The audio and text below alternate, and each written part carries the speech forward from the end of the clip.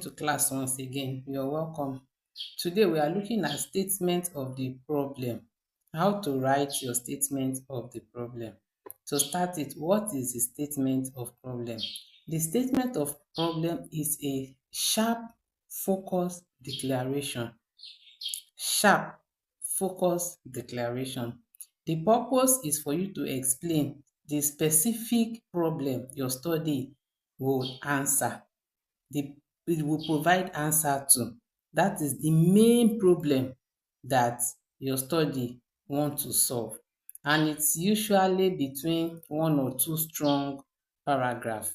You write it, you are focused, you state exactly the problem that you are solving.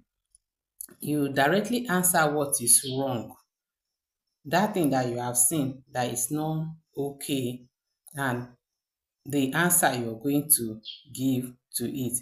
It also tell us, the statement of problem also tell us what is missing in literature and why the gap should be filled. That thing that you have found missing, when you have gone through all literatures, the gap that is not filled, the question that is not answered, the area that is not touched, that you want to fill, is part of the statement of the problem. You say it. And again, the problem should not be hidden when you're writing it. It shouldn't be hidden at all. Rather, you should make it visible, clear, and direct. Yes, when writing your statement of problem, in short, what I do when I'm writing a research work like that, the opening word, the opening sentence is the problem. That's what I do.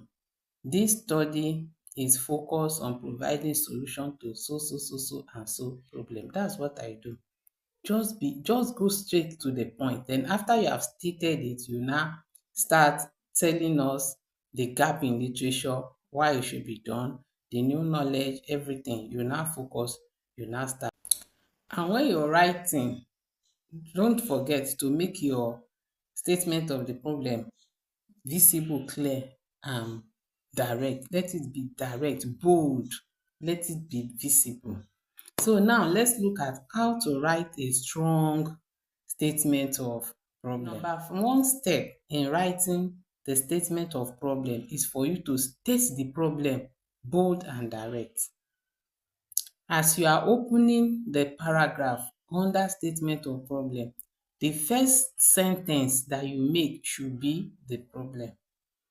The way I do it, for example, I'm looking at media and social media and student study habits. Now, the first sentence that I make is, the problem this study seeks to address is the difficulty students and lecturers face in managing social media use in a way that supports academic success. That's my problem. I've stated it. The way they use it, and the difficulty they face while using it, as it's affecting them. How will they manage it? That is the problem. Because it is not well managed, it can cause some, even affect lecturers while teaching their students. So that is the number one step. You state the problem bold and direct.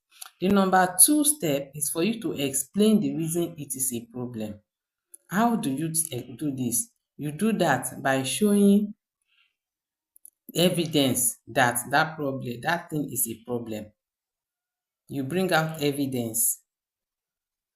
You bring out, show statistics, observation, past study, what you have seen, what you have observed, what has literature said that makes that particular thing you're talking a problem. You now go again, you say, who is affected? You look at those people that is affected. Who is affected? Who and who does this problem affect? You bring out your statistics also here. If you have them, you put it there. Then you look at, what are the negative consequences. All of this is still in the second step. I've told you the first step is for you to state the problem boldly. The second one is for you to explain the reason why it is a problem. And then we say you show evidence. Then you you talk about who is affected. Then the third one is what are the negative consequences. For instance now, from the social media and students study habit that I was using, you can see, like for instance, I want to state the reason is a problem. I say why social media is widely used by undergraduates for communication and entertainment. Its excessive use often results in poor time management, lack of concentration and reduced academic productivity.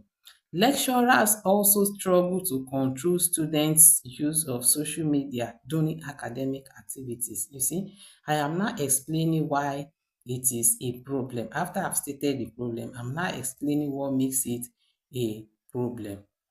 When you have done that, the next step is for you to show the gap in literature. Try and show what people have done, what has already been studied elsewhere. Talk about what has been studied elsewhere, and you talk about what has been studied in your context. In your context as in where and who. For instance, now I want to write the what has been studied in the social media and the study habits, and now look at it and say, although several studies have examined the general effect of social media on students, little or no attention has been given to its influence on the study habit of undergraduates in the University of Calabar. So I have opened up the gap now. I have said it that okay, this has been done, this has been done, but this is yet to be done concerning this particular subject. And so once you have done that, you have showed what has been studied in your context, the next step is for you to need. You end with the need for the study. Now end with the need for the study. Why must this problem be studied now? What will your study achieve? Why should it be studied now? What will your study achieve?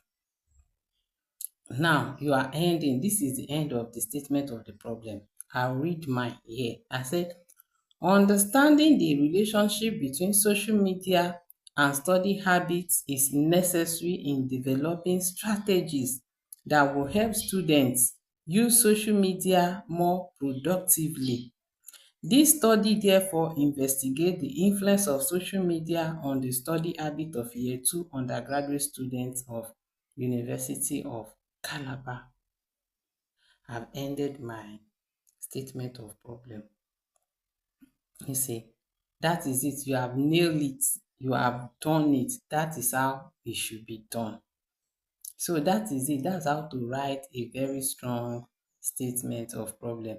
Just go to the description here. You see, I have dropped a template there, a template that you can use to write your own statement of problem is there in the description. In the description, just go there and check it. You can copy it out and use to write your statement of problem.